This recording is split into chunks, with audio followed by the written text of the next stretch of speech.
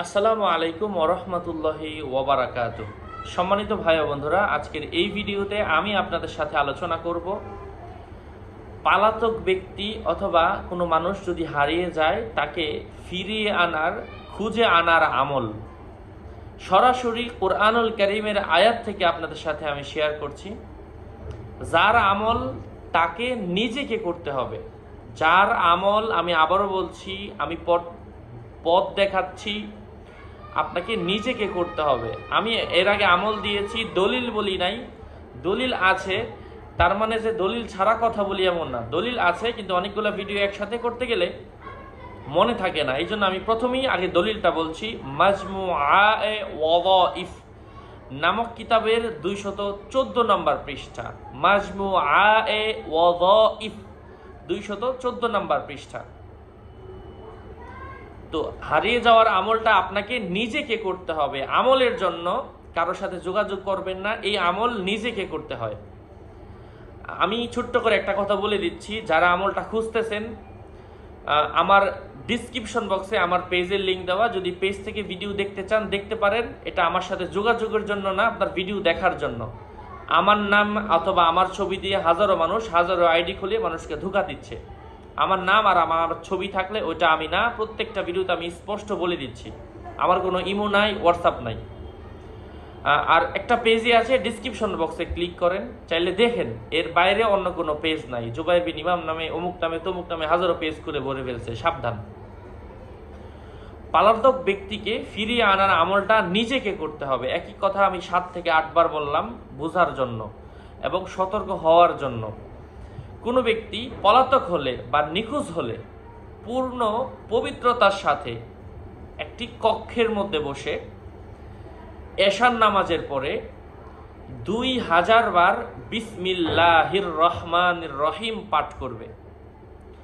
এবং আল্লাহর পাকের কোরআনের 30 নম্বর পারার মধ্যে একটা সূরা এসেছে, সূরাতু আত-তিন। এই সূরার মধ্যে আয়াত আছে মাত্র 8টা, রুকু আছে 1টা। এই সূরাটা আপনি 7 বার পাঠ করবেন। 2000 বার বিসমিল্লাহ বলার পরে 7 বার এই সূরাটা পাঠ করবেন। এবং হারানো ব্যক্তি যে হারিয়ে গেছে তার নাম নিয়ে আপনি আল্লাহ তাআলার কাছে হাত তুলে দোয়া করবেন। এই নিয়মে করলে আল্লাহ সুবহানাহু ওয়া তাআলা যদি এটা ভাগ্যে লিখে রাখেন এবং এটা ভালো হয়, অবশ্যই আল্লাহ পাক ফিরিয়ে দিবেন ইনশাআল্লাহ। দ্বিতীয়ত আমল এটারই, এই সূরাতু আত-তিনের দ্বিতীয় উপায় হচ্ছে সূরাতু তিন মিশক আম্বর জাফরান দিয়ে লিখে স্ক্রিনে নাম্বার দেওয়া আছে, চাইলে ওনার সাথে যোগাযোগ করে কালিটা নিয়ে নিতে পারেন। লিখে তাবিজের নিচে পলাতক অথবা হারাতক ব্যক্তি, মানে এই সূরাটা লেখার পরে, এই সূরার নিচে এই সূরাটা লেখার পরে মিশক আম্বর জাফরান দিয়ে লিখতে হবে। আপনি লিখতে না পারলে মসজিদের হুজুরের সাথে যোগাযোগ করেন, যে কোনো মাদ্রাসা মসজিদের হুজুরের সাথে যোগাযোগ করেন, এটা লেখায় আনেন। লেখানোর পরে